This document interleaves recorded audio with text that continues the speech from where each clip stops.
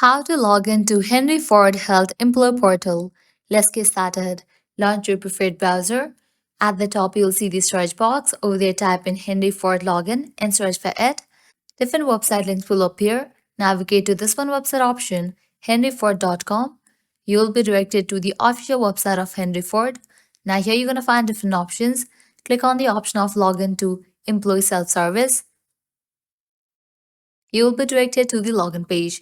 Now from here you can easily get access to your account. All you have to do is provide your details, type in the user ID, then type in the password. In the case you have trouble logging in, you can click on this option. With that, your problem will be resolved. Once you fill this, click on sign in. Just with that, you will be logged into your account. So this is how you can easily log into Henry Ford Health Employee Portal.